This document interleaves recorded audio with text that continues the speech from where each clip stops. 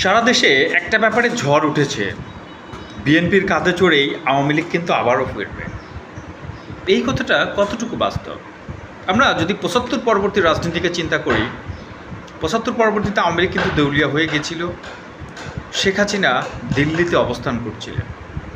ওই মুহূর্তে ৭৮ সালে যখন প্রেসিডেন্ট জিয়াউর রহমান বাংলাদেশের শাসনভার গ্রহণ করলেন, অর্থাৎ প্রেসিডেন্ট হলেন, তিনি শেখ হাসিনাকে স্বদেশ প্রত্যাবর্তনের সুযোগ দিয়েছিলেন। তার পরবর্তীতে সেই জিয়াউর রহমানকেই হত্যার একটা অভিযোগ কিন্তু বিএনপির অনেক কর্মী শেখ হাসিনার বিরুদ্ধে দেয়, যে শেখ হাসিনা দেশে আসার সুযোগ দিল জিয়াউর রহমান, আর তিনি এসেই জিয়াউর রহমানকে খুন করল। এবং পরবর্তীতে ৯৬ সালে আওয়ামী লীগ ক্ষমতায় এসে জিয়াউর রহমানকে, ২০০৯ সালে ক্ষমতায় এসে জিয়াউর রহমানকে খুনি, দেশদ্রোহী, পাকিস্তানের এজেন্ট, এসব বাজাকার বলে কিন্তু ব্যাপকভাবে চিল্লাচিল্লি করেছে শেখ হাসিনা বা আওয়ামী লীগের বিভিন্ন পর্যায়ের নেতা।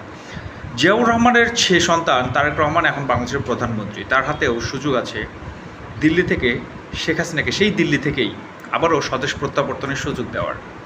যদি সেটা হয়, আর প্রেসিডেন্ট জিয়াউর রহমানের সাথে যেটা হয়েছিল তারেক রহমানের সাথেও যদি সেটা হয়, সেক্ষেত্রে বিষয়টা কেমন গোলেমালে হয়ে গেল না? আসলে আপনারা কি মনে করেন যে প্রেসিডেন্ট জিয়াউর রহমানের মতো ভুল তারেক রহমানও করবেন? এটা মনে হয় না।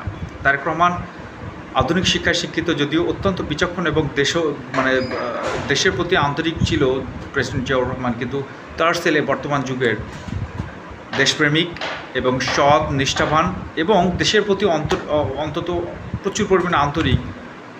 সেই আন্তরিকতা নিয়ে কিন্তু এই মুহূর্তে তিনি বাংলাদেশের প্রধানমন্ত্রী, নির্বাচিত প্রধানমন্ত্রী, জনগণ ভোট দিয়ে তাকে নির্বাচিত করেছে প্রধানমন্ত্রী।